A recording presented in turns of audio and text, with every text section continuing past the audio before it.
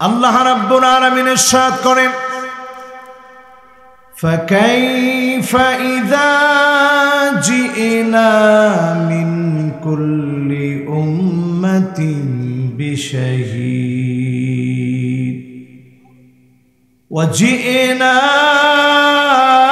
بِكَ عَلَى هَؤُلَاءِ شَهِيدًا। সেদিন আল্লাহ রাব্বুল আলামিন নবীদেরকে হাজির করবেন, নবীদের কাছ থেকে উম্মতদের খবর নেবেন। আমার নবীকে আল্লাহ রাব্বুল আলামিন সেদিন হাজির করবেন, নবীজির কাছ থেকে উম্মতের খবর নেবেন।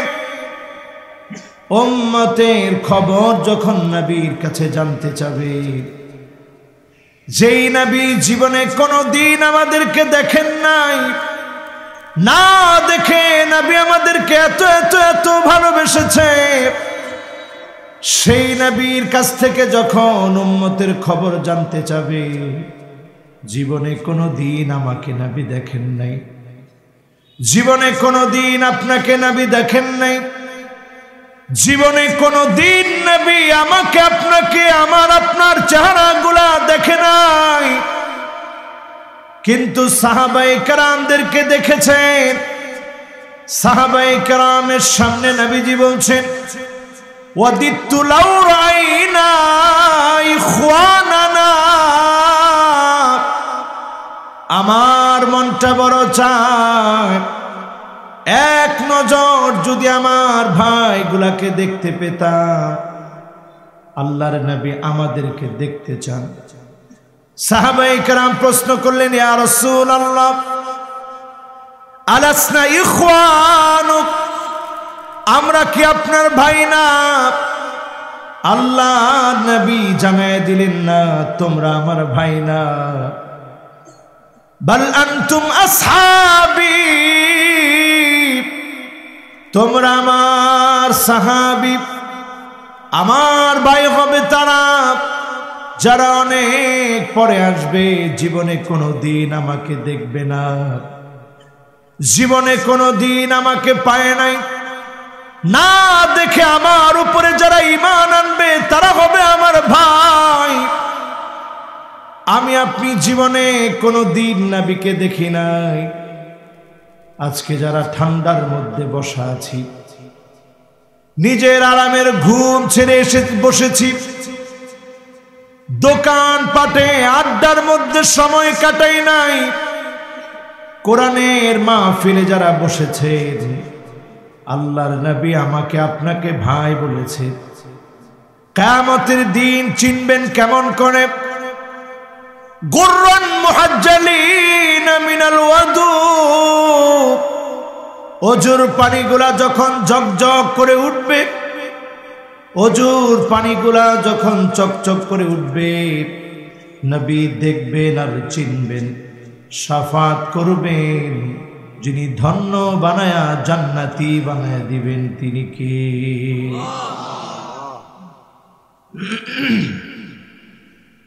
যতজন আজকে আমার সামনে বসা আছেন, যতজন আজকের মাহফিলে এসেছেন, এই মাহফিল থেকে একটু ফিল করেন, আমরা কেউ নবীজিকে দেখি নাই। নবীজি সাল্লাল্লাহু আলাইহি ওয়াসাল্লামকে না দেখে আমরা ঈমান এনেছি। আমরা নবীজির আদনা উম্মত, সাধারণ উম্মত, কিন্তু আমাদের দাম কত কত কত বেশি। আমাদের দাম এত বেশি, আল্লাহর নবী জান্নাতের মধ্যে যাওয়ার জন্য যখন নক করবে, দরজা খোলার আগে ফেরেশতা প্রশ্ন করবে, কে তুমি? মান আনতা, কে এসেছ? আল্লাহ নবী বলবে, আমি মুহাম্মদ সাল্লাল্লাহু আলাইহি ওয়াসাল্লাম এসেছি। সঙ্গে সঙ্গে ফেরেশতা জবাব দিয়ে বলবে, বিকা উমিরতু লা আফতাহু লিআহাদিন ক্বাবলাক, নবী আপনার জন্য আমি আদিষ্ট হয়েছি, কারো জন্য জান্নাতের দরজা খোলা হয় না। যান, জান্নাতের দরজা খোলা, আপনি আল্লাহর জান্নাতে হাসতে হাসতে প্রবেশ করেন। বলেন আল্লাহু আকবার। সেদিন উম্মতের দাম এত বেশি যাবে, এত বেশি বেড়ে যাবে নবীর মহব্বতের কারণে। নবী আমাদেরকে এত বেশি মহব্বত করেন, এত বেশি আদর করেছেন, সারা জীবন আমার কথা ভেবেছেন। একদিন নবীজি সাল্লাল্লাহু আলাইহি ওয়াসাল্লাম প্রশ্ন করলেন, আইয়ুল ঈমানি আজাব, কাদের ঈমানটা সবচেয়ে দামি? সাহাবায়ে কেরাম বললেন, ঈমানুল মালাইকা, ফেরেশতাদের ঈমানটা বড় দামি। রাসূলুল্লাহ সাল্লাল্লাহু আলাইহি সাল্লাম বললেন, কেন ফেরেশতাদের ঈমান দামি হবে? আশ্চর্য হওয়ার কিছুই নাই, তারা তো সব সময় আল্লাহ পাকের বিষয়াদি দেখতে পায়, তারা তো ঈমান আনবেই। আবার রাসূল আদর করে প্রশ্ন করলেন, বলো তো দেখি, আইয়ুল ঈমানি আজাব, কাদের ঈমানটা আশ্চর্যজনক? সাহাবায়ে কেরাম আবার উত্তর দিয়ে বললেন, ঈমানুল আম্বিয়া, নবীদের ঈমানটা বড় আশ্চর্যজনক। সঙ্গে সঙ্গে রাসূল বললেন, আউহা ইলাইহিম, আল্লাহ পাক নবীদের উপরে ওয়াহি নাজিল করেন। নবীদের ঈমানটা আশ্চর্যজনক কেন হবে? এবার সাহাবায়ে কেরাম উত্তর দিলেন। সাহাবায়ে কেরাম উত্তর দিয়ে বলেন, ফেরেশতাদের ঈমান দামি। আল্লাহর নবী বলেন, না, তাদের ঈমানটা আশ্চর্যজনক না, কারণ তারা প্রতিনিয়ত আল্লাহর বিষয়াদি দেখে। সাহাবায়ে কেরাম আবার বললেন, নবীদের ঈমান দামি। আল্লাহ নবী জানায় দিলেন, আউহা ইলাইহিম, নবীদেরকে আল্লাহ ওয়াহী দান করেন। সাহাবায়ে কেরাম বললেন, তাহলে আমাদের ঈমান দামি। আল্লাহর নবী বললেন, ওয়া আনা ফীকুম, আমি তোমাদের মধ্যে আছি। কেমন করে তোমরা ঈমান না আনবে? শোনো, এমন একদল মানুষের কথা যারা অনেক পরে আসবে, আমানা বি ওয়া লাম ইয়ারানি, জীবনে কোনোদিন আমাকে দেখবে না। না দেখে যারা ঈমান আনবে, তাদের ঈমানকে যিনি দামি বানায় দিয়েছেন তিনি কে? বড় দামি ঈমান আমাদের ঈমান। এই ঈমানটা যেমন দামি, এই ঈমানটা শেষ করার জন্য চক্রান্ত হবে অনেক বড় বড়, ঠিক কিনা? আজকে দেখেন আমার ভাইয়েরা, চারপাশে ঈমান নষ্ট করার জন্য গুনাহের মহড়া চলছে। পাশ্চাত্যের সংস্কৃতি আমাদেরকে চারপাশে গিলে খাচ্ছে। আল্লাহ নবীর উম্মতেরা যারা মাহফিলে এসেছে, আজকের এই মাহফিল থেকে যদি একটু বোঝার চেষ্টা করেন, সবাই কিন্তু নবীর উম্মত হিসাবে নিজেকে দাবি করতে পারবে না। এমন কিছু মানুষ আছে, নবী যাদেরকে চিনবেন না, শাফাত করবেন না। সেদিন যদি নবী শাফাত না করে, আপনি সেদিন হতভাগা হবেন, কপাল পোড়া হবেন। এক নম্বরে নবী যাকে শাফাত করবে না, কুল্লু গালিন মারিক, প্রত্যেক ওই ব্যক্তি যে নির্দোষকে দোষী বানায়, নিরপরাধকে অপরাধী বানায়, এমন ব্যক্তিকে নবীজি শাফাত করবে না। লোকটা কপাল পোড়া হতভাগা হবে, ঠিক না বেঠি? এখন সমাজের মধ্যে এই রকম লোক কম না বেশি? সবাই বলেন, কম না বেশি? নিরপরাধ কোন মানুষকে আপনি অপরাধী বানালেন। হাদিসের ভাষায় কুল্লু গালিন মারিক, এই রকম ব্যক্তি যারা নবীজি শাফাত করবে না, আল্লাহর নবী যদি শাফাত না করে, ওই লোকটা হতভাগা হবে, কপাল পোড়া হবে। আজকে যতজন এই মাহফিলে বসেছি, আপনার ক্ষমতা আছে, হাতে পাওয়ার আছে, নিরপরাধকে আপনি যদি অপরাধী সাজান, অনেক ইবাদত বন্দেগী করবেন, নষ্ট হয়ে যাবে। কারণ আপনি অন্যের হক নষ্ট করেছেন, নিরপরাধকে অপরাধী সাজিয়েছেন, ঠিক না বেটি? এক নাম্বার পয়েন্ট, এই দোষে যারা দোষী, নবীজির উম্মত হলেই দোষ ছাড়তে হবে। আল্লাহ যেন আমাদেরকে সারার তৌফিক দান করেন, পড়েন আমিন।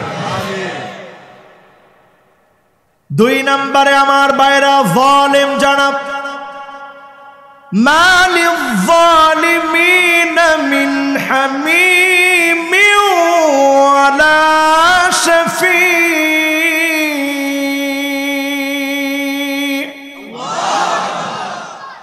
জালেমের জন্য কোনো শাফাত হবে না। সেদিন যারা জালেম হবে, অন্যায় করবে, অবিচার করবে, জুলুম করবে, জালেমদেরকে নবী সেদিন দূর দূর করে তাড়ায় দিবে। তার জন্য নবীর কোনো মায়া লাগবে না, নবী তার জন্য শাফাত করবে না। লোকটা হতভাগা, কপাল পোড়া হয়ে যাবে। এবার চিন্তা করেন, সমাজের রন্ধ্রে রন্ধ্রে জালেমের সংখ্যা কম না বেশি? জালেম সমাজের রন্ধ্রে রন্ধ্রে ভরা। একটু ক্ষমতা পাইলেই আরেকজনকে থাপ্পড় উঠায়।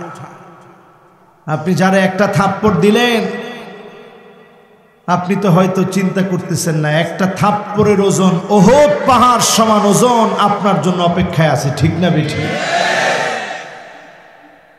জালেম জুলুম করে আবার কয়েকটা কারণে। এক নম্বরে, মানিয়া তামাদা আলা মালিহি কল্লাব। যখনই কিছু টাকা হয়ে যায়, জালেম মনে করে সব হয়ে গেছে আমার, যা ইচ্ছা তাই করে। তখন জালেমদেরকে কারুনের মতো, যিনি পাকড়াও করে নাস্তানাবুদ করে দেন, তিনি কে? এটা হচ্ছে এক নাম্বার, টাকার কারণে গরম দেখায়। এরকম জালেম আছে না? দুই নম্বরে, ওয়ামান ইআতামাদা আলান নাসি মাল্লা। যখন দেখবেন চারপাশে কিছু চেলা চামুন্ডা ঘোরে, তখন জালেম ফুসলে উঠে, মনে করে সব আমার, এলাকা আমার, দেশ আমার, জাতি আমার, সব আমার। ওই জালেমদেরকে নিজের মানুষ দিয়ে যিনি নাস্তানাবুদ করে দেন, তিনি কে? কথা বুঝে আসতেছে তো আমার? তিন নম্বরে আমার ভাইয়েরা, ওয়ামান ইয়াতামাদা আলা আকলিহি দাল্লা। আল্লাহ আপনার দামি একটা ব্রেইন দিয়েছে, সুপার কম্পিউটারের চাইতেও ফাস্ট। এটা এত দামি একটা ব্রেইন আল্লাহ দিয়েছে। এই ব্রেইন দেওয়ার পরে আল্লাহর গোলামি করেন নাই, বলছেন রাষ্ট্র ধর্ম ইসলাম বাদ করে দিব ইনশাআল্লাহ। এরকমও আছে না? আচ্ছা, বিসমিল্লাহ থাকবে না, এটাও বাদ দিয়ে দিব ইনশাআল্লাহ। একটুখানি আকল আল্লাহ দিছে, কত কিছু করলা। আল্লাহ রাব্বুল আলামিন ঠিকই ধরছে, এমন ধরা ধরেছে, এখন গড়েও সুখ নাই। নিজের স্ত্রী তার বিরুদ্ধে মামলা করে, ঠিক না বেঠি? আল্লাহ বুঝায় দেয়, ব্রেন আমার, এই ব্রেন দিয়ে যদি কিঞ্চিত ইসলামের বিরুদ্ধে এক পা তুমি আগাও, তোমার জন্য জমিনটা সংকুচিত হয়ে যাবে, ঠিক না বেঠি? কানাডায় বাড়ি থাকবে, আমেরিকায় বাড়ি থাকবে, কিন্তু তুমি ঢুকতে পারবা না। জমিনটা কার? জমিনটা কার? এরপরে আমার ভাইরা, 4 নম্বরে জালেম জুলুম করে কেন? ওয়ামান ইয়াতামাদা আলা সুলতানিহি দাল্লা। ক্ষমতা পাইলেই মানুষ মনে করে এটা চিরস্থায়ী, কোনদিন ক্ষমতা আমার হাত থেকে যাবে না। এজন্য জালেম জুলুম করে, আর যিনি নিঃশেষ করে দেন তিনি কে? এবার আসেন আমার ভাইয়েরা, আপনি যদি জুলুম করে থাকেন আজকে হাত চেপে ধরে মাপ চেয়ে নেন। ভাই অন্যায় করে ফেলেছি, অবিচার করে ফেলেছি। আমাদের নেতা কেমন একটু দেখেন। ওমর রাদিয়াল্লাহু তাআলা আনহু আমাদের নেতা, বিশ্ব মুসলিমদের নেতা, সারা পৃথিবীর উম্মতের নেতা। ওমর রাদিয়াল্লাহু তাআলা আনহুর চরিত্রটা কেমন ছিল? ছুরি দিয়ে আঘাত করেছে, পেট থেকে খাবার বের হয়ে যাচ্ছে। ফজরের নামাজের জন্য দাঁড়িয়েছিলেন। আবু লুলু আল মাজুসি যখন আঘাত করেছে, পেট থেকে খাবার বের হয়ে যাচ্ছে, দাঁড়াতে পারে না, বসতে পারে না, বিছানার সঙ্গে শুয়ে আছে। ওই মুহূর্তেও মানুষের হক নিয়ে চিন্তা করলেন, বললেন লোকদের কাছে আমাকে নিয়ে যাও। সবার কাছে নিয়ে যাওয়া হলো। ভাঙা ভাঙা আওয়াজে ডাক দিয়ে বললেন, তোমাদের কারো উপরে যদি এক তিল পরিমাণ কোন জুলুম করে থাকি, ফালিয়াক্তাস মিন্নি ক্বাবলাল কিসাস ইয়াউমাল কিয়ামাহ।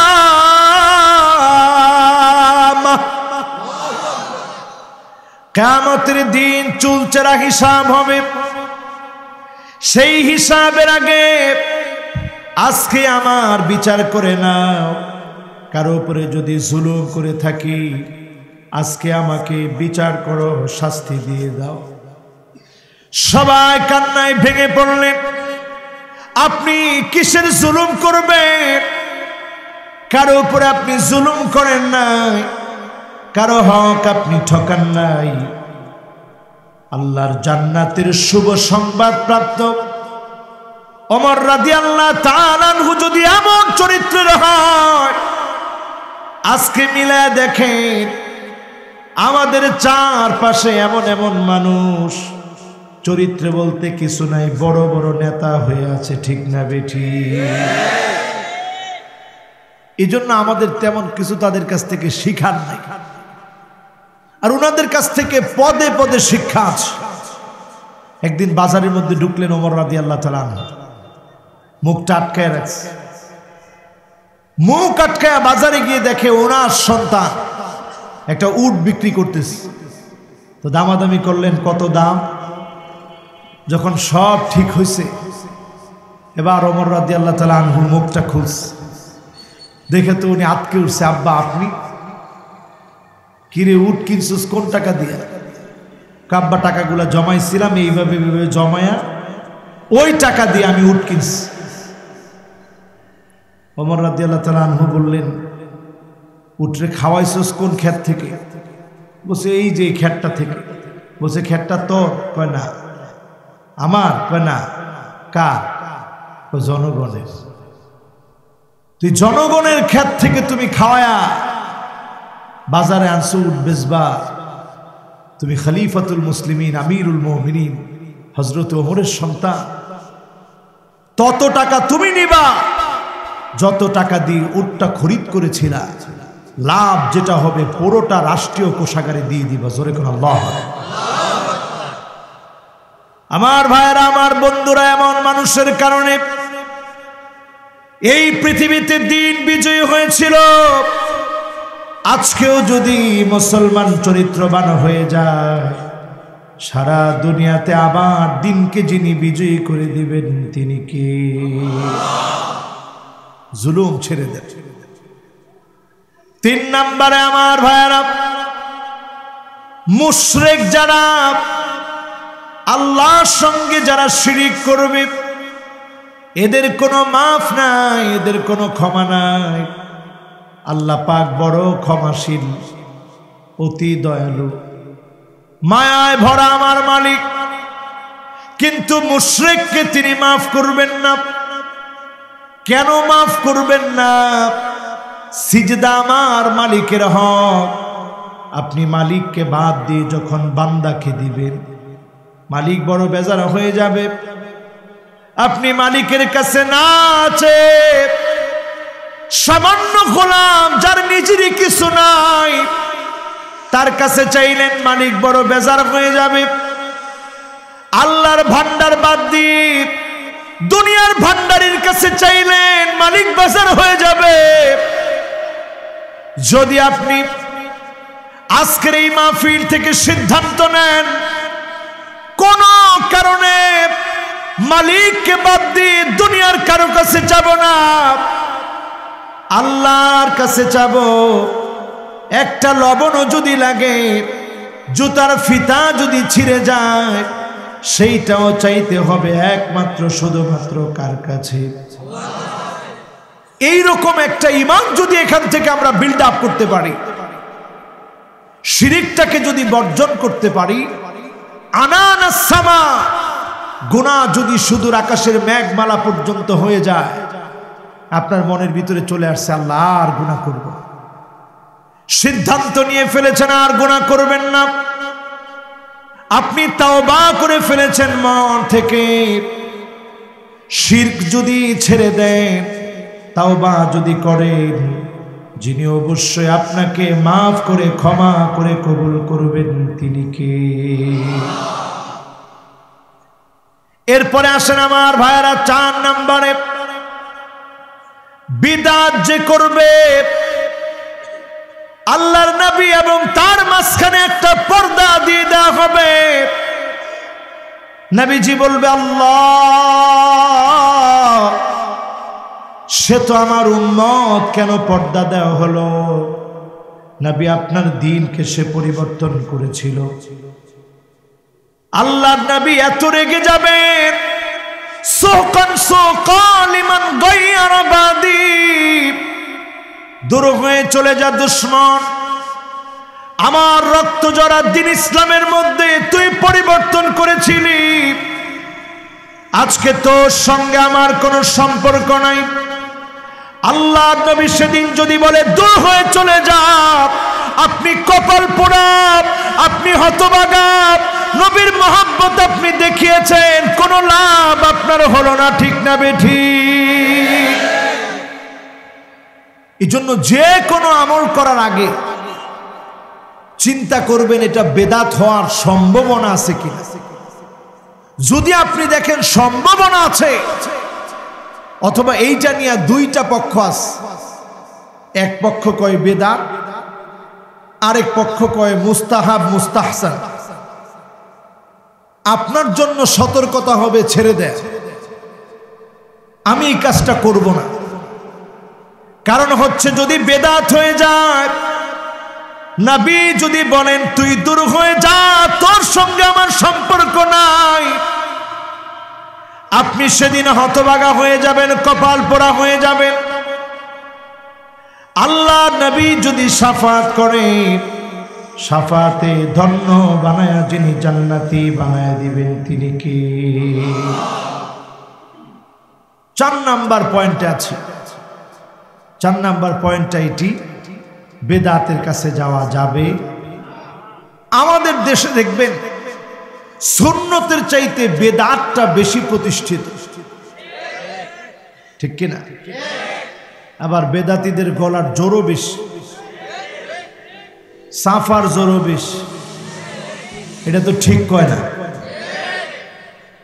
বেদাতীদের সব জোর বেশি, তারা দুনিয়ার জীবনেও খুব চাপা করে, মিথ্যা বলতে 1 সেকেন্ড দেরি করে, কারামত প্রকাশ করতে তারা খুব অভ্যস্ত।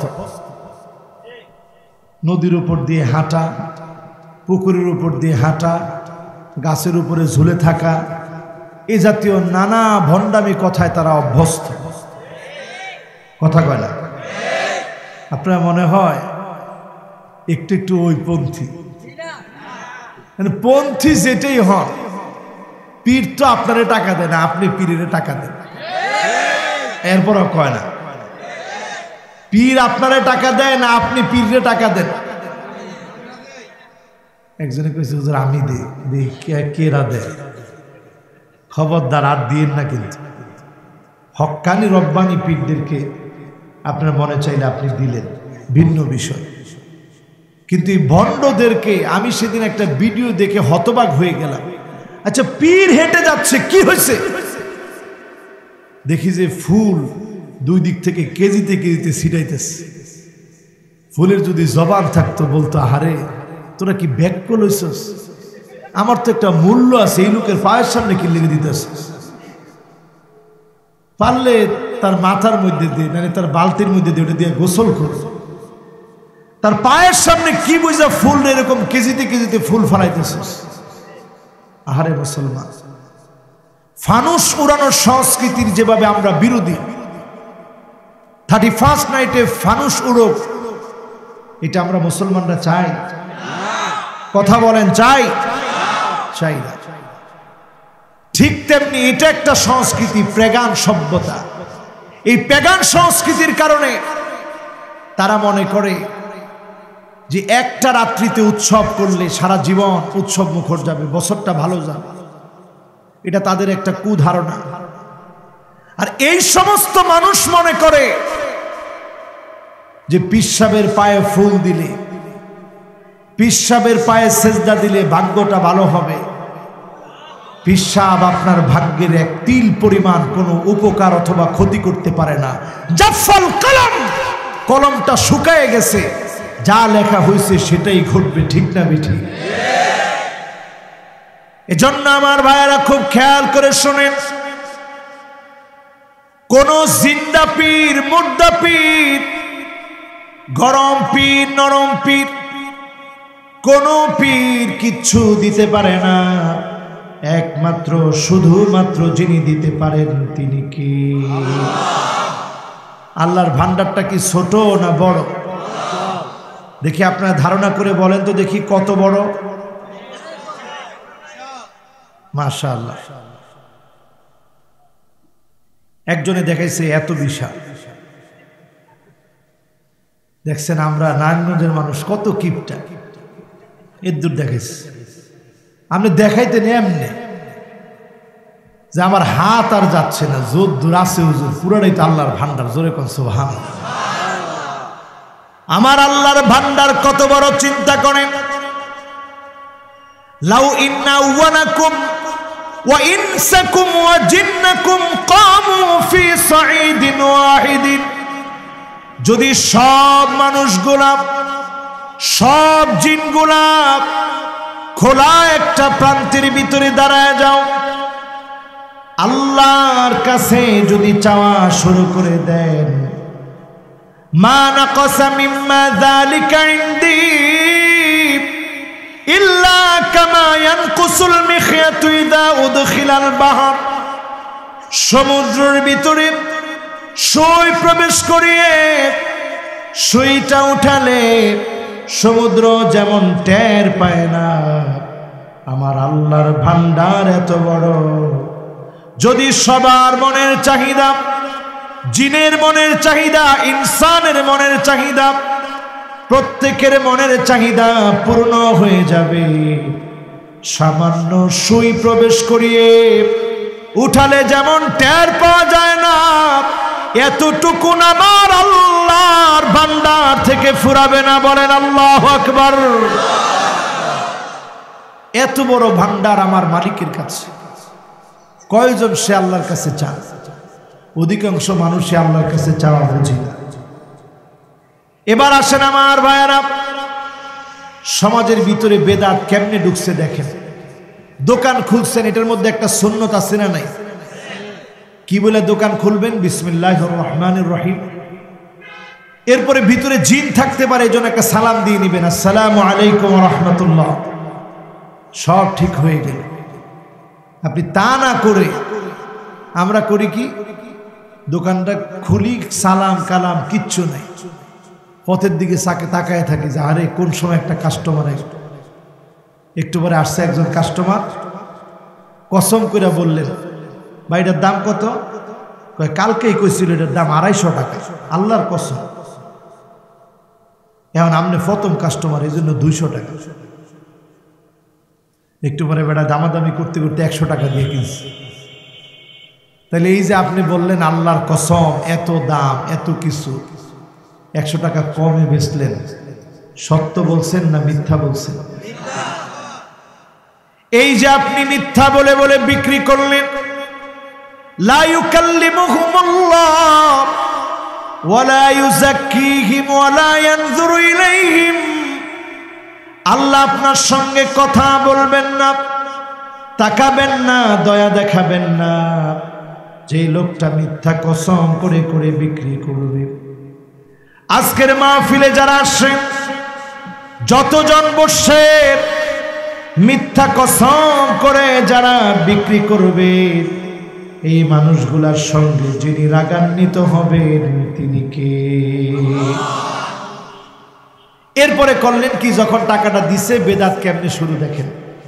আপনি আল্লাহর নাম নেওয়া উচিত ছিল, সব বাদ দিয়ে আপনি কয়টা চুমা খাইলেন, টাকাটারে চুমা খায় এরপরে থুইলেন। এই টাকারে চুমা খাওয়ার কিচ্ছু নাই, এটা হিন্দু সংস্কৃতি, এটা মুসলমানের সংস্কৃতি। এরপরে আমার ভাইয়েরা, যখন আপনি ড্রাইভিং এ বসেন, স্টিয়ারিংটা ধরেই আগে এটার মধ্যে চুমা খায়। এটার মধ্যে চুমা খাওয়ার কোনো দরকার নেই। আপনি পড়বেন বিসমিল্লাহি তাওয়াক্কালতু আলাল্লাহ। ঘর থেকে বের হচ্ছেন, একটা হোঁচট খেলেন, আপনার মন খারাপ হয়ে গেছে যে হোঁচট খাইছে, আরে আজকে সারা দিনই আমার যাবে খারাপ। এমন কিছু মানুষ আছে, মানুষকে বলে এই লোকটা কুফা, এর দেখলে আজকের দিন খারাপ যাবে। এগুলো সব কুসংস্কার, এগুলোর সাথে মুসলমানের কোনো সম্পর্ক। আমার ভাইয়েরা, আমার বন্ধুরা, 5 নম্বরে নবীজির শাফাত পাবে না। মাইয়ুকাযযিবু বিশ-শাফাত, যেই লোকটা শাফাত বিশ্বাস করে না, শাফাত কামনা করে না, এই লোকটা নবীজি শাফাত পাবে না। আল্লাহর নবী তাকে শাফাত করবে না। নবী যদি সেদিন শাফাত না করে, লোকটা হতভাগা হয়ে যাবে, কপাল পোড়া হয়ে যাবে। আল্লাহর নবী শাফাত করবে 5 শ্রেণীর মানুষকে। কয় শ্রেণী? কয় শ্রেণী? আচ্ছা, আপনাদের এখানে কি কয়েল জ্বলতেছে কোথাও? আচ্ছা, কয়েল থাকলে একটু মেহরবানি করে কয়েলটা বন্ধ করে দিতে হবে। নবীজি শাফাত করবে কয় শ্রেণীর মানুষকে? 5 শ্রেণী।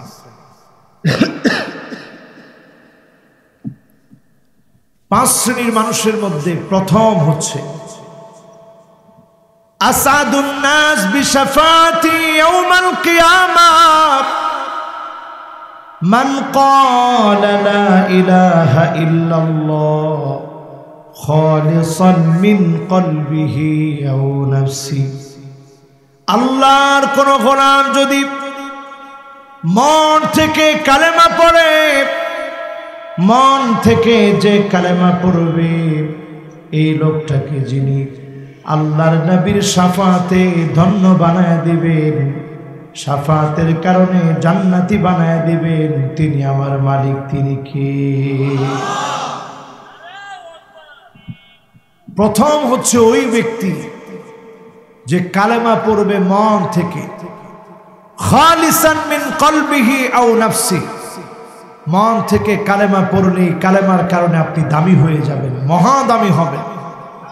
এখন বলেন, মন থেকে কালেমা পড়ছি কয়জন আছে? জন্মের সূত্রে আমরা মুসলমান, কিন্তু যদি আজকে কালেমার জন্য পরীক্ষা দেওয়া লাগে, আজকে যদি কালেমার জন্য জীবন দেওয়া লাগে, এমন হাজার হাজার মুসলমান পাওয়া যাবে, লক্ষ লক্ষ কোটি কোটি মুসলমান পাওয়া যাবে, কালেমা বিক্রি করে দিবে, জীবন দেওয়ার জন্য প্রস্তুতি নিবে না। ঠিক না বেঠি? আপনারা যারা এখানে বসছেন, কয়জন এমন আছেন জীবন চলে যাবে কিন্তু কালেমা ছাড়ব না? এরকম আছে?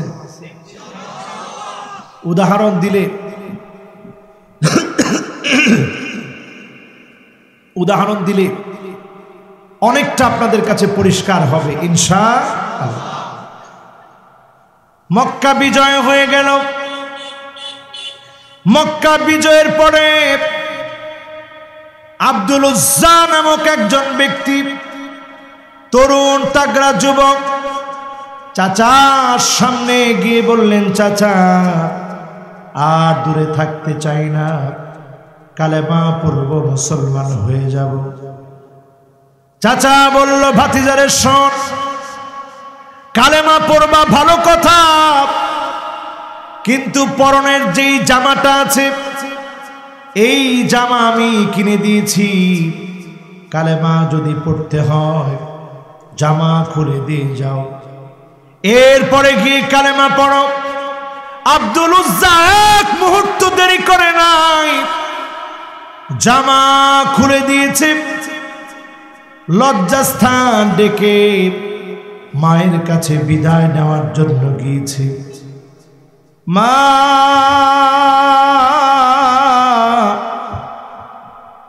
আর কোনদিন মনে হয় দেখা হবে না, যাচ্ছি মদিনার পথে বিশ্ব নবীর কাছে। মায়ের অবস্থা দেখে একটা দৌড় মেরে কম্বল আনল, সন্তানের দিকে ছুঁড়ে মারল। আব্দুল উজ্জা কম্বল নিয়ে, তোমার নাম? আব্দুল্লাহ, উপাধি হচ্ছে যুল বাজাদাইন, দুই টুকরা কম্বলওয়ালা সাহাবী। সেদিন থেকে আহলে সুফফারা যেখানে থাকতো ওইখানে থাকতেন। ঘর নাই, বাড়ি নাই, তেমন কোনো খাবার নাই, সেখানে আব্দুল্লাহ যুল বাজাদাইন থাকেন। তাবুক যুদ্ধের দামামা বেজে উঠল, রোমকদের বিরুদ্ধে জিহাদ হবে। ওই যে জীবন দেওয়ার কথা, এটা বোঝাচ্ছি আপনাদের, রোমকদের বিরুদ্ধে জিহাদ হবে। সবচেয়ে সেই সময় শক্তিশালী রোমকরা 30,000 সাহাবী নিয়ে বিশ্বনবী সেই জিহাদের জন্য যাবেন। আব্দুল্লাহ নবীর সামনে এসে বলেন, নবী একবার আমার জন্য দোয়া করে দেন। বদরের প্রান্তে তাজা রক্ত ঢেলে দিয়ে শহীদ হতে পারি নাই, উহুদের প্রান্তে রক্ত ঢেলে দিয়ে শহীদ হতে পারি নাই, খন্দকের প্রান্তে রক্ত ঢেলে দিয়ে শহীদ হতে পারি নাই। আজকে আর দেরি করতে চাই না, আমার জন্য দোয়া করেন। তাবুকের প্রান্তে আমার তাজা রক্ত গুলা যেন জর জর করে ঝরে, ইসলামের ঝান্ডা যেন আমার রক্তের উপরে বিজয়ী হয়ে যায়। আল্লাহর নবী বললেন, আব্দুল্লাহ যাও, একটা ঢাল নিয়ে আসো। ঢাল নিয়ে আসলেন তিনি। ঢাল নিয়ে আসার পরে আব্দুল্লাহ ঢাল নিয়ে আসলেন, নবীজি দুটি হাত তুলে দোয়া করলেন, আল্লাহুম্মা হাররিম দামাহু আলাল কুফফার ওয়া আমার আল্লাহ কাফেরদের জন্য আব্দুল্লাহর রক্তকে তুমি হারাম বানায় দাও, হারাম বানায় দাও। যিনি দোয়া কবুল করে ফেললেন তিনি কে?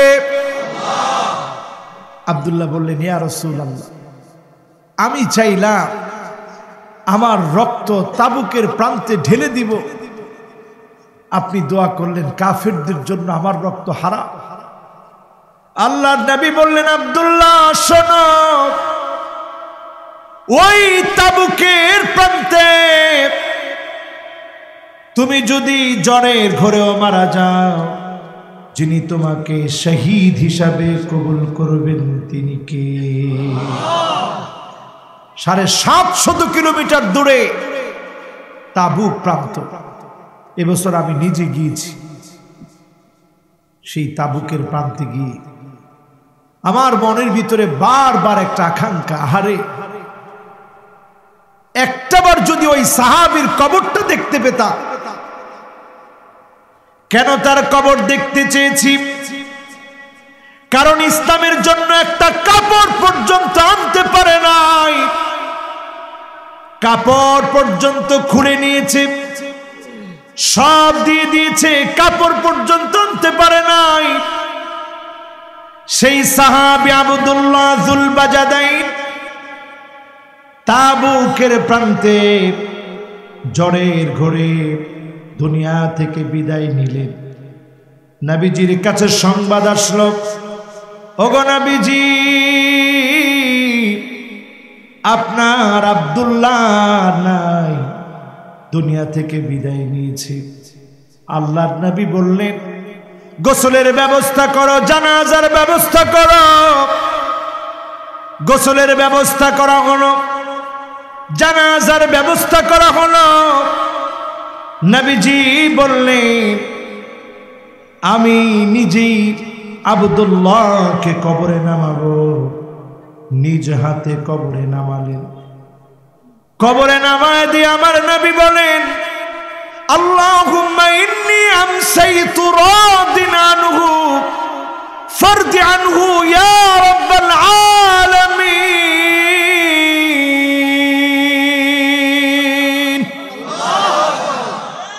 ও আমার আল্লাহ, আজকের সন্ধ্যা পর্যন্ত আমি আমার আব্দুল্লাহর উপরে বড় খুশি ছিলাম। আল্লাহ, আপনিও আমার আব্দুল্লাহর উপরে খুশি হয়ে যান। জোরে কোন সুবহানাল্লাহ। আবু বকরের মতো সাহাবী বলেন, আমি মনে মনে চিন্তা করতেছিলাম, আল্লাহ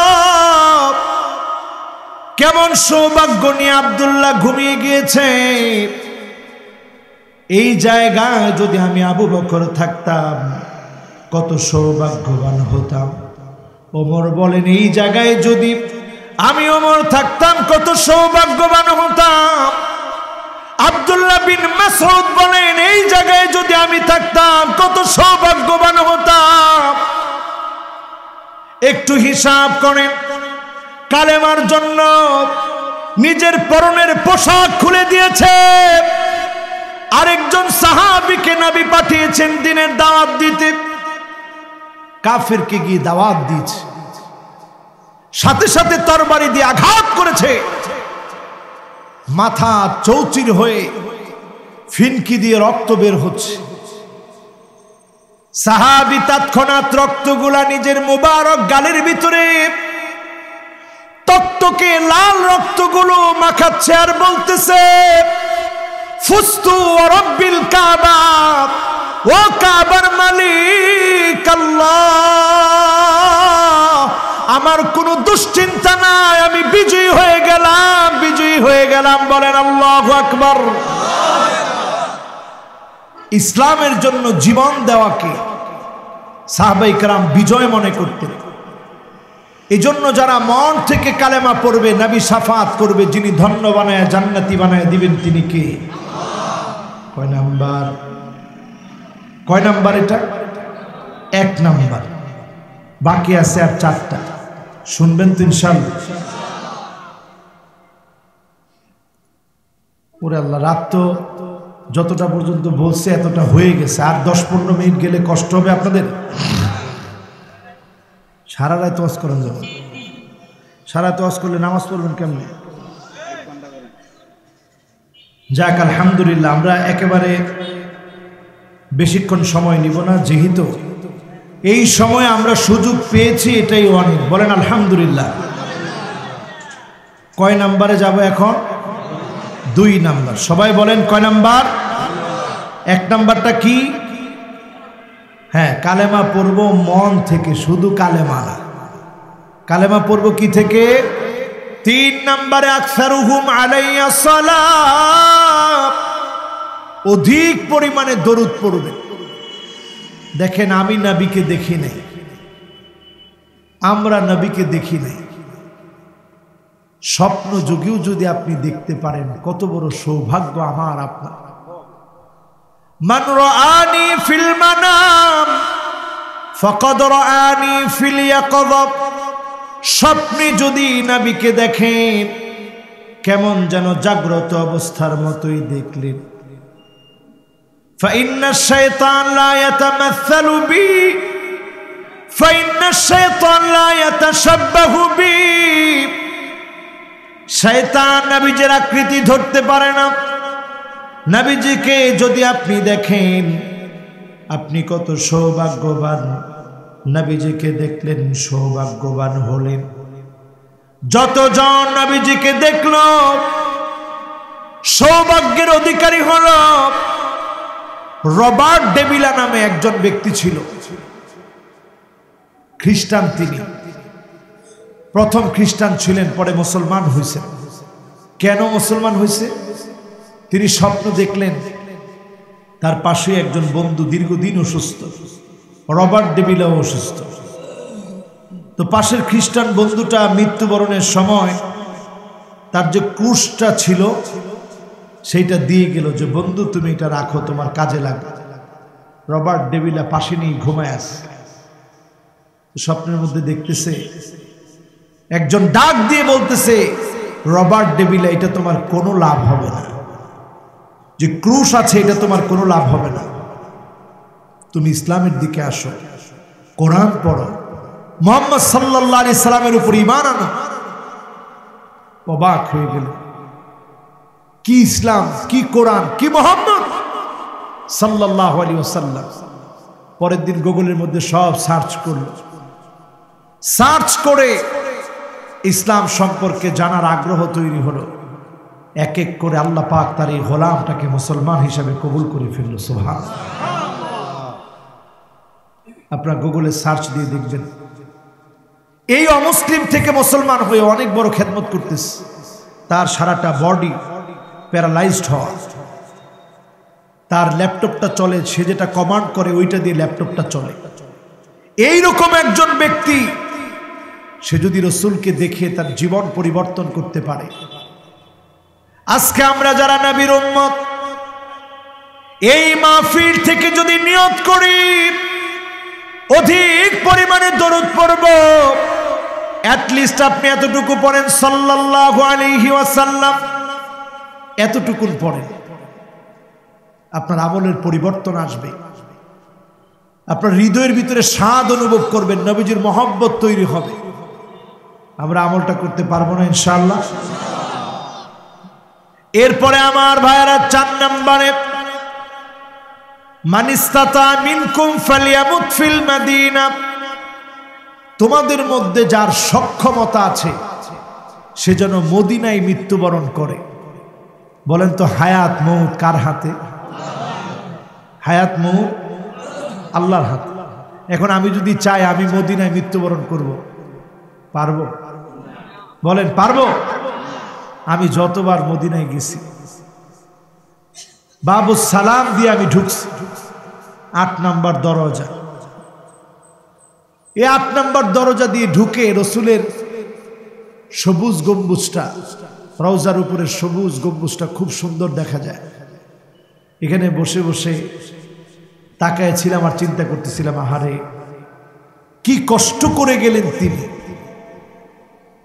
জীবনে কোনোদিন ভালো খান নাই, এমন কোন একটা হাদিস পাওয়া যায় না যে সকাল বেলায় আমার নবী গোশত রুটি খেয়েছে, দুপুরেও গোশত রুটি খেয়েছে, রাত্রেও গোশত রুটি খেয়েছে, 3 বেলাতে গোশত রুটি খেয়েছেন, এমন কোন হাদিস পাওয়া যায় না।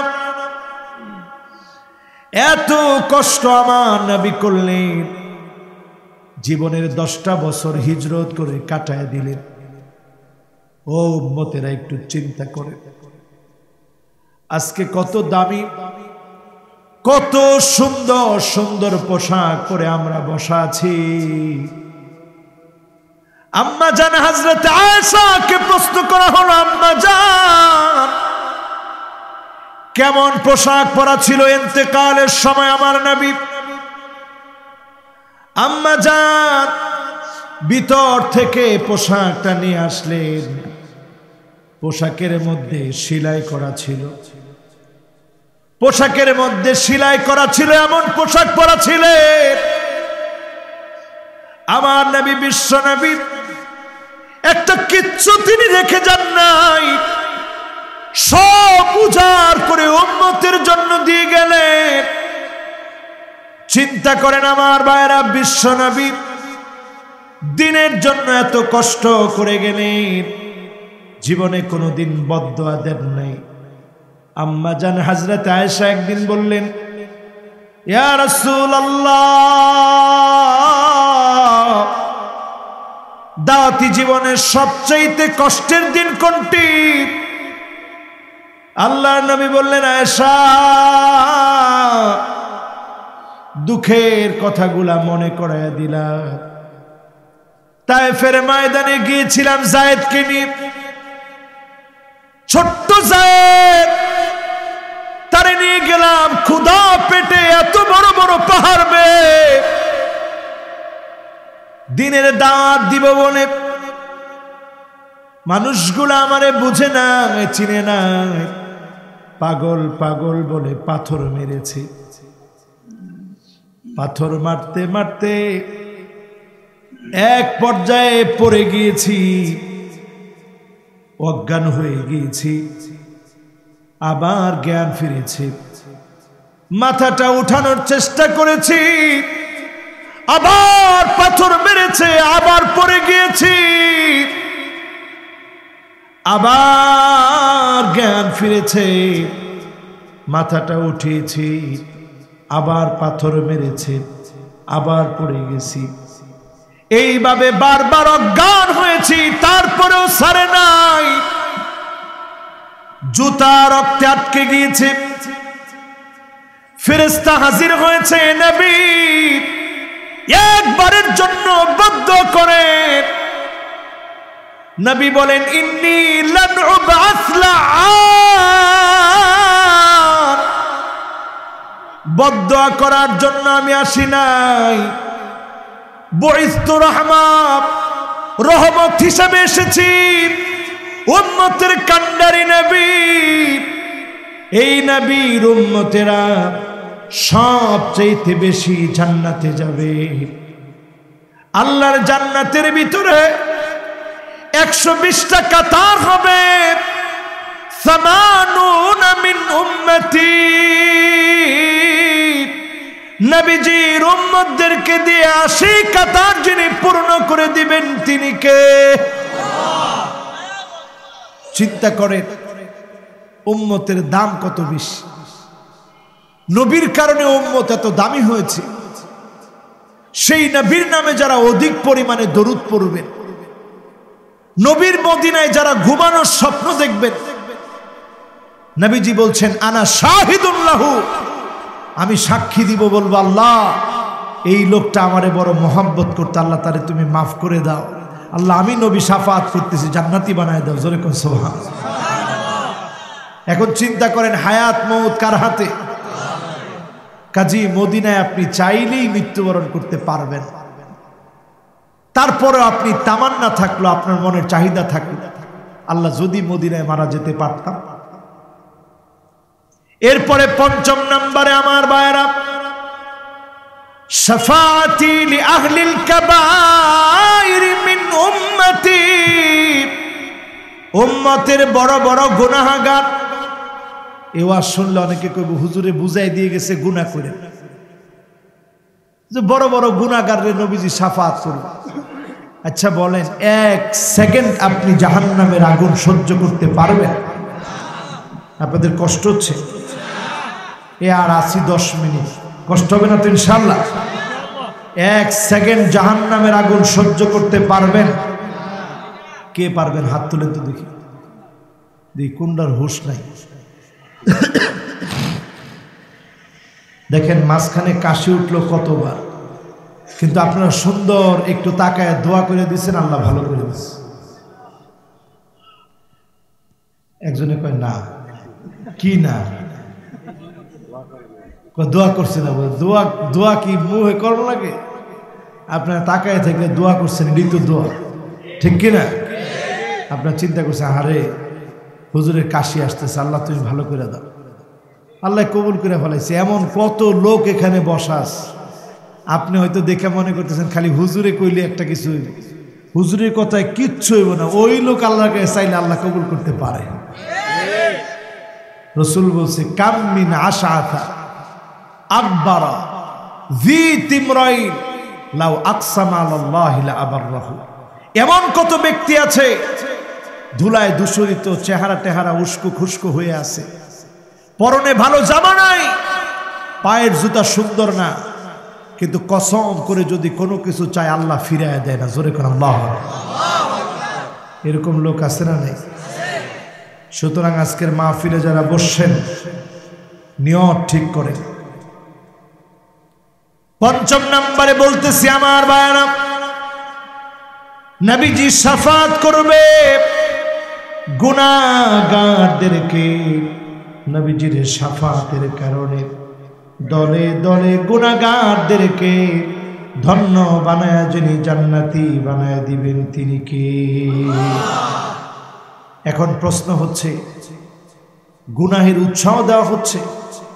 অনেকে মনে করবেন হুজুর গুনাহগারদেরকে শাফাত করুন, লেখা থাকবে এদের নাম জাহান্নামীয়ুন। জাহান্নামীয়ুন যাদের নামে লেখা থাকবে তাদেরকে নবীজি শাফাত করবে। আপনি মনে মনে বলবেন তাহলে খুব ভালো গুনাহ করি। একটা বার চিন্তা করেন জাহান্নাম কত কঠিন হবে।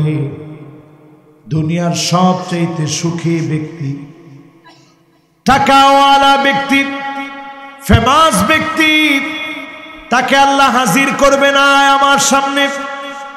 লোকটা হাজির হবে, এবার আল্লাহ বলবে দুনিয়ার জীবনে তোরে কি দিই নেই, সব দিস। দেখবেন অনেক সময় আপনি ঈমানের পথে আসছেন, পরীক্ষার পরে পরীক্ষা, আসে না নেই? আপনিও বলেন যে হুজুর ঈমানের পথে আসলাম, এত পরীক্ষা কেন? নাস্তিক, বামপন্থী, তাদের টাকার অভাব নাই, যশ খ্যাতি সব আছে, আমি ঈমানের পথে কাজ করি, আমার এত পরীক্ষা কেন? আপনি দেখছেন ইন্দুরে মারার জন্য মানুষে গমের উপরে কি সুন্দর কালার করা গম দেয়, ইন্দুরের ভালোর জন্য না খারাপের জন্য? ইন্দুরের ভালোর জন্য না খারাপের জন্য? ওই নাস্তিক, ওই বামপন্থী দুনিয়ার জীবনে সুখ সুখ শান্তি তার ভালোর জন্য না, দুনিয়া একটু শোক করবে, চক্ষুটা বন্ধ হতে দেরি হবে, তাকে যিনি ধরবেনই ধরবেন তিনি কে? আর মুমিনের জীবনটা এমন পরীক্ষা আসবে। এজন্য আমার ভাইয়েরা খেয়াল করে নেন, গুনার দিকে আজকে থেকে আর কদম দিবেন না। আল্লাহ ওই লোকটাকে ডাকবেন, বলবেন তোর তো সুখ শান্তি সব ছিল, খালি ঈমান ছিল না। ফেরেশতা ধর, ইগমিসুহু গামসাতাম মিনান নার, একটা মুহূর্তের জন্য তারে জাহান্নামটা দেখায় আনে। আর আল্লাহ রাব্বুল আলামিন সেই দিন সবচেয়ে মাজলুম, সবচেয়ে দুনিয়ার জীবনে দিনের জন্য কষ্ট পাওয়া ব্যক্তি, তাকে আল্লাহ বলবেন হাজির কর। কত মানুষ দিনের জন্য রক্ত দিয়েছে, কতজন চোখ দিয়েছে, কতজন তার পা দিয়েছে, হাত দিয়েছে, আমির হামজার কলিজা চিবা খাওয়া হয়েছে, কতজন তার জীবন দিয়েছে। সেদিন আল্লাহর চোখে যিনি সবচেয়ে মাজলুম, আল্লাহ তারে ডাকে আনবেন, ফেরেশতাদেরকে বলবেন এক নজর আমার গোলামটারে জান্নাতটা দেখায় আনো। একজনকে জাহান্নাম দেখাতে নিয়ে যাওয়া হবে, অন্যজনকে জান্নাত দেখানোর জন্য নিয়ে আসা হবে। এবার দুজনকে আমার আল্লাহ হাজির করবেন, ডাক দিয়ে বলবেন জাহান্নামীরে দুনিয়ার জীবনে অনেক সুখ করেছিলি, অনেক টাকা পয়সা দৌলত তোকে দিয়েছিলাম। একটা সুখের ঘটনা আমি আল্লাহরে বলতো দেখি, একটা সুখের কথা বল। লোকটা সেদিন চিৎকার করে বলবে, মা আসাবানি কত্তু নাঈম, ও আমার আল্লাহ, জীবনে কোনদিন কোন সুখ দেখি নাই, শান্তি করি নাই, নিয়ামত পাই নাই। এক মুহূর্ত জাহান্নাম দেখে সব সুখ ভুলে যাবে। কোন কারণে জাহান্নামের দিকে আপনি দৌড়ান? কোন কারণে জাহান্নামের দিকে আপনি হাঁটেন? এবার আল্লাহ বলবে, জান্নাতি তুমি একটা কষ্টের কথা বলো। অনেক কষ্ট দুনিয়ার জীবনে তুমি পাইছো ইসলামের জন্য। লোকটা চিৎকার করে বলবে, মা সাবানি কত্তু দুরুন আও বালা, জীবনে কোনো বালা মুসিবত আমাকে পায় নাই, কোনো কষ্ট আমি দেখি নাই, জুলুম নির্যাতন সহ্য করি নাই। এক নজর জান্নাত দেখার কারণে দুনিয়ার কষ্ট যন্ত্রণা যাতনা মুহূর্তের ভিতরে যিনি ভুলাইয়া দেবেন তিনি কি? আজকে যারা এখানে বসছেন চিন্তা করেন গুনার দিকে কিভাবে আমরা যাই। মোবাইলের ভিতরে খারাপ ভিডিও আছে,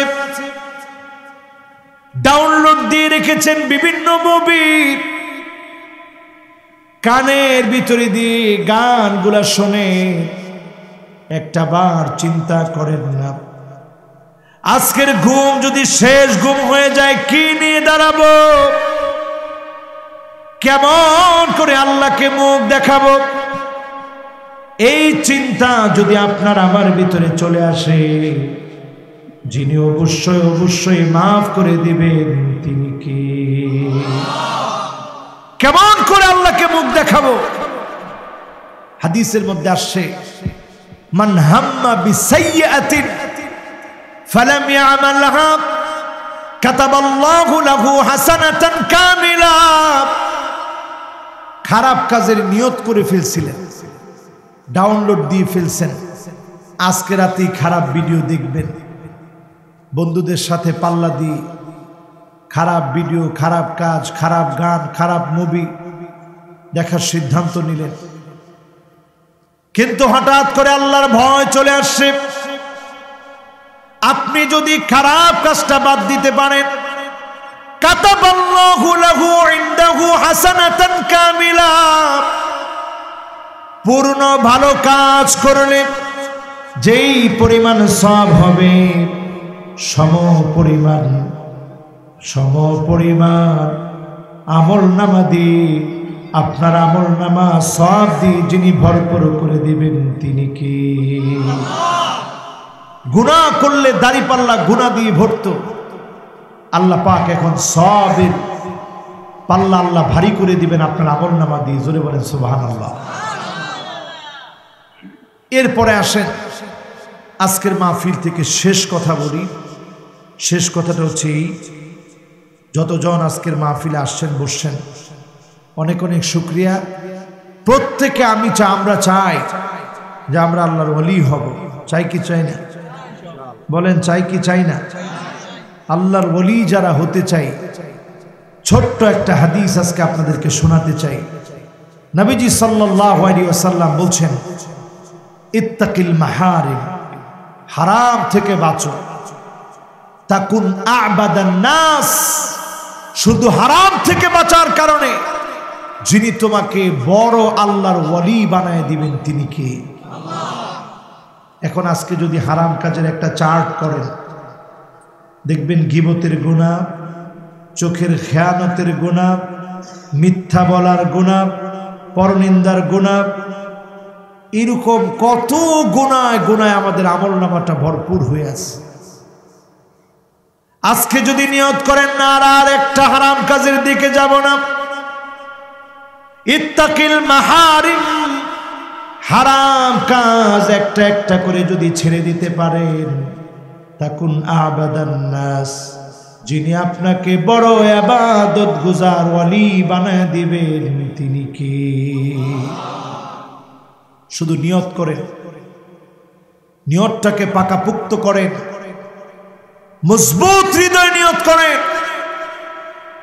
সাহাবায়ে কেরাম বলতেন, যখনই মানুষ বেশি বেশি ইস্তেগফার পড়ে তখনই মানুষ গুনাহ থেকে আস্তে আস্তে দূরে থাকতে থাকে। কতক্ষণ আপনি ইস্তেগফার পড়বেন? হাত্তা তুহজিনা শায়তান, শয়তান যতক্ষণ পেরেশান না হবে। আমরা গুনাহ করতে করতে পেরেশান হয়ে যাই, তওবা করতে করতে না। অথচ তওবা করতে থাকেন, এক পর্যায়ে শয়তান পেরেশান হয়ে যাবে। যিনি আপনাকে গুনাহ মুক্ত বানায় দিবেন তিনি কে? আজকের মাহফিল থেকে এটুকু নিয়ত করতে পারি তো ইনশাআল্লাহ? সবচাইতে দয়ালু যিনি তিনি কে? আবার বলেন, সবচাইতে দয়ালু যিনি তিনি কে? উদাহরণটা দিয়ে দিই শেষ কয়েকটা কথায়। মায়ের রেহেমে আমরা ছিলাম। রেহেম মানে জরায়ু, এটাকে বলা হয় রহমা। মায়ের জরায়ু, মায়ের জরায়ুতে যখন সন্তান থাকে,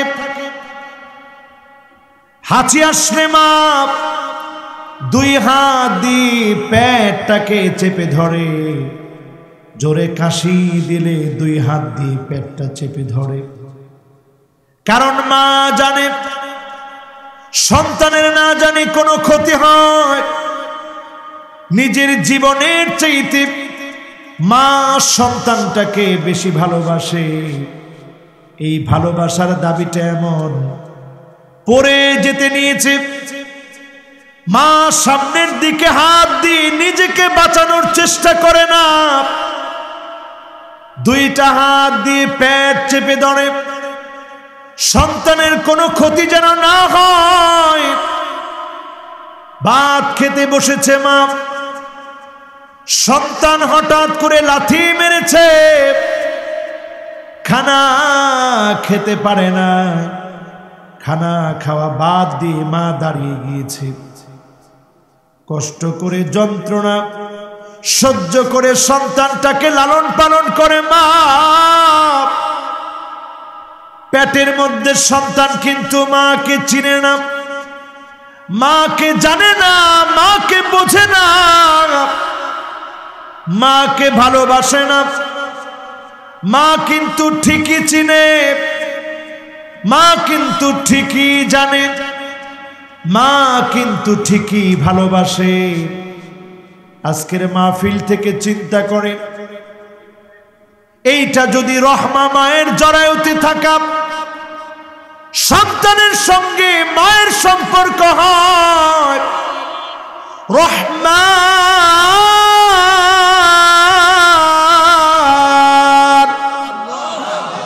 কে? বলেন কে? ওই রহমা আরবির সঙ্গে, আরবিতে সিগায়ে মুবালাগা, অতিরিক্ত একটা নুন যুক্ত করা হলো।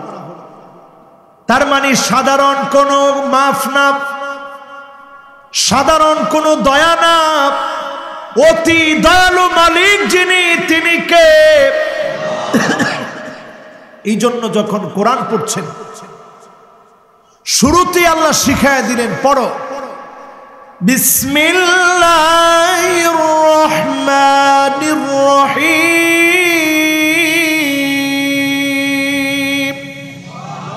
রহমান কে? এরপরে তুমি নামাজের জন্য দাঁড়াচ্ছ, তুমি পড়ো আলহামদুলিল্লাহি রাব্বিল আলামিন আর রহমানির রহিম। রহমান কে? কোরআন কারীমের মধ্যে স্বতন্ত্র একটি সূরা আর রহমান,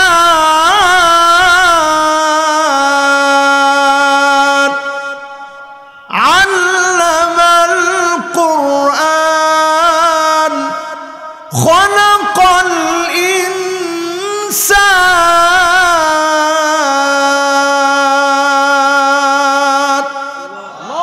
রহমান কে? আল্লাহ আপনাকে আমাকে বোঝাই দিচ্ছেন, গোলাম একটু বোঝার চেষ্টা কর। তোমার মায়ের ভালোবাসা যদি এত হয়, লঞ্চ পুড়ে যাওয়ার সময় সন্তান দুজনকে স্বামীর হাতে দিয়ে স্ত্রী বনে, প্রাণের স্বামী আমি সাঁতার জানি না, আপনি সাঁতার জানেন, সন্তান দুজনকে নিয়ে যান, ওদের হাত ছেড়ে দিয়েন না। সন্তানদেরকে আদর করে মা বলে, সন্তান মাকে কোনোদিন বদদুয়া দিও না, পড়াশোনার জন্য বকাঝকা করেছি, না খাওয়ার জন্য বকাঝকা করেছি, আর কোনোদিন দেখা হবে না। দুনিয়ার জীবনে যদি কোনোদিন আর দেখা না হয় রে বাবা, ময়দানে মাহশারে দেখা হয়ে যাবে। দুনিয়ার এই সমস্ত অ্যাক্সিডেন্টের ভিতরেও মা নিজের জীবন বাজি রাখে, সন্তানকে স্বামীর হাতে উঠায় দেয়। এমন মায়ের সাক্ষাৎকার দেখেছি, সন্তানকে বলেছে, সন্তান ধরো মায়ের ওড়না, ওড়নাটা ছেড়ে দিও না, মা তোমাকে টেনে টেনে নিয়ে যাব। আরেকটা হাতে আরেক সন্তানকে কোলের মধ্যে জড়ায় রেখেছে, এক হাতে এক সন্তান, আরেক হাতে আরেক সন্তান, দুই সন্তানকে নিয়ে মা যখন নদীর মধ্যে সাঁতার কাটতেছে, মাঝিদের একটা নৌকা আসলো, হঠাৎ করে কেমন করে নৌকা আসলো, উদ্ধার হলো, আমার মালিক বাঁচা দিলেন, রহম করলেন। এই একটা ঘটনা থেকে চিন্তা করে আল্লাহর ভালোবাসা থেকে এক ভাগ দেওয়া হলো, crore crore billion billion trillion trillion ভাগ হওয়ার পরে মা সামান্য পেয়েছে। এইটা যদি এমন হয়, 99 গুণ ভালোবাসা এক বিন্দু ভাগ করেন নাই। যেই মালিক রেখে দিয়েছে, 20, 30, 40 বছর মদ খেয়েছে, জেনা করেছেন, নামাজ পড়েন নাই, অনেক অন্যায় করে ফেলেছে, যদি আপনি মাফ চাওয়ার মতো মাফ চান, যিনি মুহূর্তের ভিতরে মাফ করে ক্ষমা করে কবুল আর মঞ্জুর করে নেবেন, তিনি কে? সে আল্লাহর কাছে ধর্ণা দেওয়ার কথা আল্লাহ বারবার বলেন। সে আল্লাহর কাছে ধর্ণা দেন।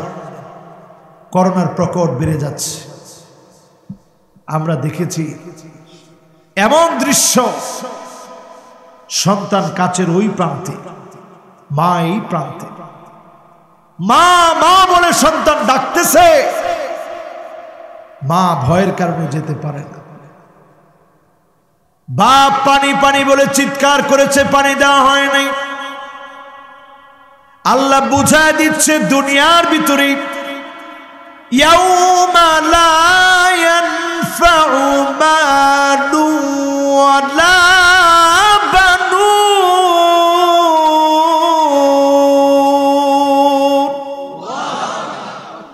তোর সন্তান কোনো কাজে আসবে না, তোর টাকা পয়সা কোনো কাজে আসবে না।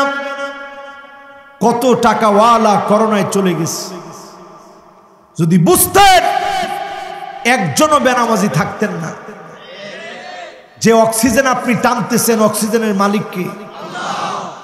এক এক মিনিটে 6 লিটার করে অক্সিজেন টেনে ভিতরের দিকে নিচ্ছেন। কি বুঝতেছেন? এই যে হার্টটা আল্লাহ দিয়েছে, 1 লক্ষ বার এটা পাম্প করতেছে, 1 লক্ষ বার পাম্প করতেছে হার্ট, 1 লক্ষ বার পাম্প করতেছে। আল্লাহ যদি বলতেন একবারের জন্য একবার করে তুই আমার জন্য আলহামদুলিল্লাহ বল, কয়বার বলা লাগতো? 1 লক্ষ বার। কিডনি দিয়েছেন দুইটা। আমাদের ঘরে এখন অনেকের ফিল্টার আছে, পানির ফিল্টার। দেখবেন পানির ফিল্টারে পানিটাকে যখন ফিল্টারিং করা হয় কত কিছু লাগে। আর আমাদের একটা কিডনি দিয়ে দৈনিক প্রতিদিন আল্লাহ পাক 1500 লিটার রক্ত ফিল্টারিং করে আপনাকে আমাকে সুস্থ রাখতেছে। জোরে কোন সুবহানাল্লাহ। এত নিয়ামত আমার আল্লাহ আমাকে দিয়েছে, এত নিয়ামত আল্লাহ পাক দিয়েছে, কিচ্ছু চায় নাই। 5 ওয়াক্ত নামাজের হাজিরা যখন দিবেন, যিনি আপনাকে আমাকে দামি বানায়া দিবেন তিনি কে? আজকের এই মাহফিল থেকে এটি শেষ কথা বলি, নামাজ পড়বেন, রাজি আছেন ইনশাআল্লাহ? নামাজের দিকে আসবেন, রাজি আছেন ইনশাআল্লাহ? আল্লাহ রাব্বুল আলামিন আজকের এই মাহফিলকে কবুল করুক, পড়েন আমিন। যারা নামাজ পড়তে আসছেন, নামাজের আগে কি লাগে? কথা কয় না, কি লাগে? নবীজি আমাদেরকে চিনবেন, কেমনে চিনবেন দেখেন নাই কোনদিন? গুররান মুহাজ্জালিন মিনাল ওযু, ওযুর পানিগুলা ঝকঝক করে উঠবে, চকচক করে উঠবে। নবী আমাকে আপনাকে চিনবেন, শাফাত করবেন, শাফাতে ধন্য বানায়া যিনি জান্নাতি বানায়া দিবেন তিনি কে?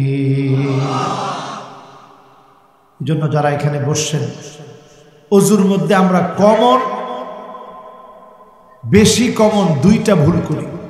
কয়টা? এই দুইটা ভুল ধরায় দিই, আলোচনাটা শেষ করতেছি। 1 নম্বর ভুল, এই যে দুইটা হাত, এই 2 হাত আমরা ধৌত করি কয়বার? সবাই একটু বলেন। আসলে করা লাগবে এই হাত 3 বার, এই হাত 3 বার, কিন্তু আমরা কলের তলে দিয়া একসাথে করি 3 বার। কাজটা সঠিক না ভুল? এই ভুল আপনারা কে কে করছেন একটু হাত তুলে তো দেখি। না শরমের কিছু নেই তো, সবাই। এটা কি করে? সবাই করছেন এটা? ঠিক আছে, আজকে থেকে আর এই ভুল করবো না, বলেন ইনশাআল্লাহ। যুবকরা পিছনে যারা আছো করবা 2 হাত কয়বার? ওরে যুবক 2 জনের মনোযোগ নেই। হ্যাঁ কি বাদাম খাই নিবে? ও বাদাম খাইতেছে না, চা খাইতেছে। আচ্ছা অসুবিধা নাই, সবার বলতে হবে কয়বার? এই হাত, এই হাত। এই ভুল এখন আমাদের সমাজের ভিতরে আছে না নাই? আমি প্রায় সময় ওযু করার সময় দেখি যে কে কি করে। দেখি অধিকাংশ ওযু করতেছে সুন্দর করে এইভাবে, মানে খুব শর্টকাটে ছেড়ে দিলে। প্রথমেই আপনার ওযু সুন্দর হলো না। আহসিন ওযুআক, ওযুটা যদি সুন্দর না হয় নামাজ কেমনে সুন্দর হবে? ঠিক কিনা? এরপরে দ্বিতীয় ভুলটা কি? দ্বিতীয় ভুল হচ্ছে নাকে যখন পানি দেন এই জায়গায় করেন আরেকটা ভুল। কেউ পানিটা এমনি লইয়া এমনি লাগায়, কেউ এমনি পানি ছিটিয়ে দেয়। আল্লাহ রসুল বলছে ইস্তিনশাক, ইস্তিনশাক মানে পানিটা ভিতরের দিকে টান দাও। তামনে কইছে টান দিতে, আপনি আঙ্গুলের মধ্যে পানি লয়ে এমনি দেয়, টান দেওয়া হইল এটা। আবার কেউ কেউ করে কি এরকম ছিটায় দেয়, দেখি না? কিন্তু রসুল বলছে হালকা একটু পানি নেবেন, নিয়ে একেবারে আস্তে করে নরম গোশত পর্যন্ত যেন যায়। এই জায়গাটাকে আরবিতে বলে খাইশুম। এখানে জিন থাকে, জিন। আপনি কবেন কি কোন জিন? ফজরের নামাজের সময় যখন আপনি একটু ওযু করতে গিয়া ইস্তিনশাক করেন, এরপরে বাঁ হাতে ইস্তিনশাক নাকটা ঝাড়েন, সঙ্গে সঙ্গে খাইশুম থেকে জিনগুলা বের হয়ে যায়। জোরে কোন সুবহানাল্লাহ। পড়বেন পড়বেন আজকে থেকে ইনশাআল্লাহ। কি পড়বেন? প্রথমে বিসমিল্লাহ বলে ওযুটা শুরু করবেন, আর এই খাইশুমের ভিতরে পানিটা টান দিবেন, ইস্তিনসার করবেন। এটা কমন ভুল। আর আরেকটা অনেকে করি অনেকে করি না, গড়গড়ার সহিত অজু করা।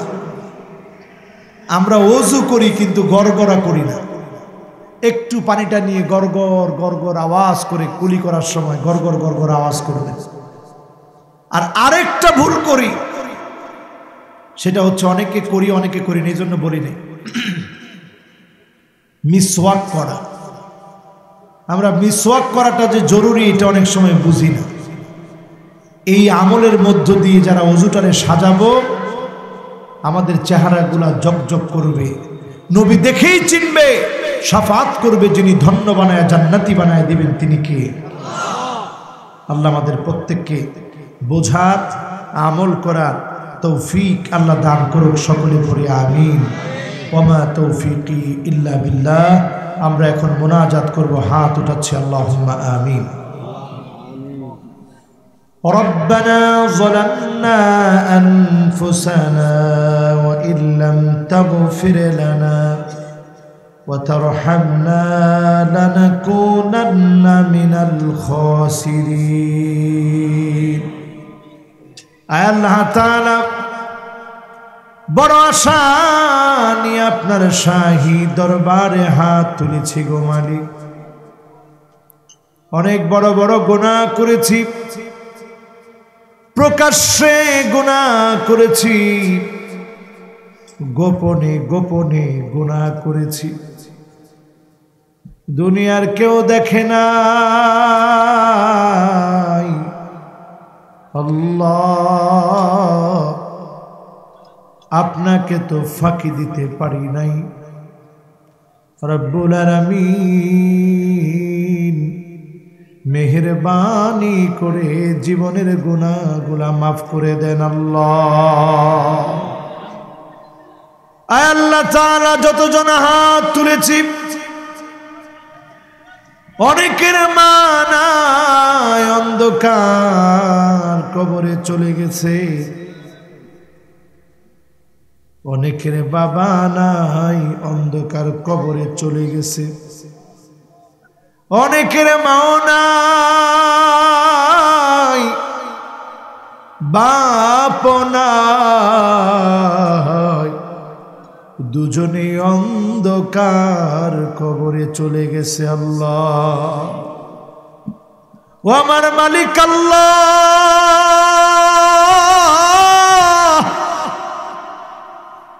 নজর করে দেখে সন্তানের মনে মায়ের জন্য কেমন মায়া, বাপের জন্য কেমন মায়া। মা বাপ কোনদিন সন্তানকে ঠান্ডার মধ্যে রাখে না। আজকে যার মা ঠান্ডার মধ্যে শুয়ে আছে, যার বাপ ঠান্ডার মধ্যে শুয়ে আছে, আল্লাহ মেহেরবানি করে মা বাবার জীবনের গুনাহ মাফ করে দাও আল্লাহ। আয় আল্লাহ,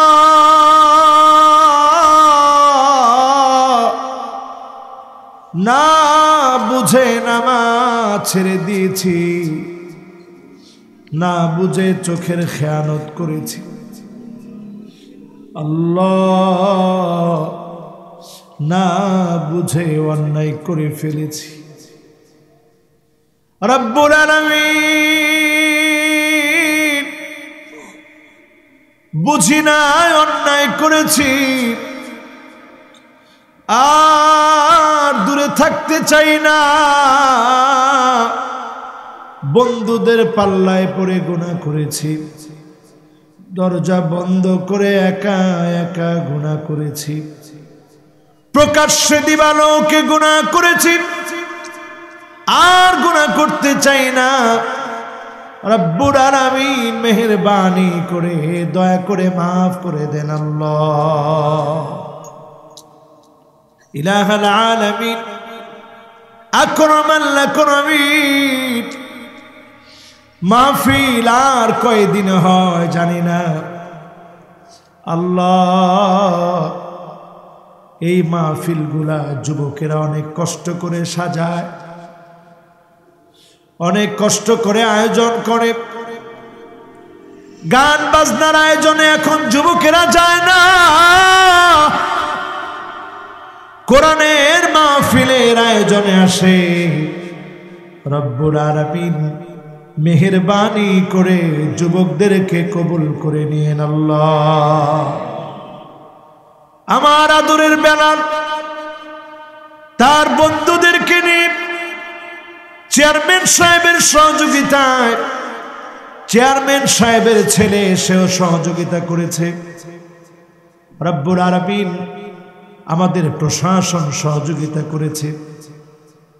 আল্লাহ কোরআনের এই উন্মুক্ত বাগান মানুষের হেদায়েতের জন্য কবুল করে নিয়েন আল্লাহ। আল্লাহ তাআলা একদিন চলে যেতে হবে, সব শেষ হয়ে যাবে, সব পড়ে রবে, আমার শূন্যতায় কারো কিছু যাবে আসবে না। আল্লাহ অন্ধকার কবরে ঠান্ডার ভিতরে কেমন করে থাকবো? অন্ধকার কবর গুটগুটে অন্ধকার হয়ে যাবে। যত বেনামাজি আছে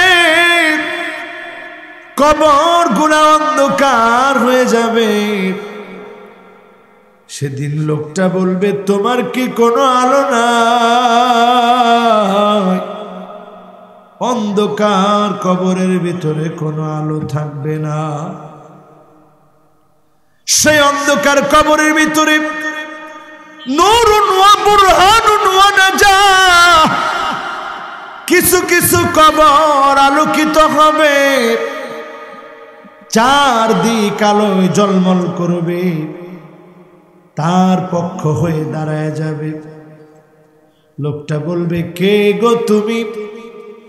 সবাইকে রেখে আসলাম, কেউ তোর সঙ্গে আসে নাই, কে গো তুমি? নামাজ বলবে, আমি তোমার জন্য সাক্ষী হয়ে দাঁড়ায় গেলাম। আল্লাহ যত গোলাম নামাজ পড়ে না, মেহেরবানি করে নামাজি বানায় দেন আল্লাহ। রব্বুল আলামিন আজকের এই মাহফিলে যারা সহযোগিতা করলো, হাত বাড়ায় দিল, মেহেরবানি করে প্রত্যেককে কবুল আর মঞ্জুর করে নেন আল্লাহ।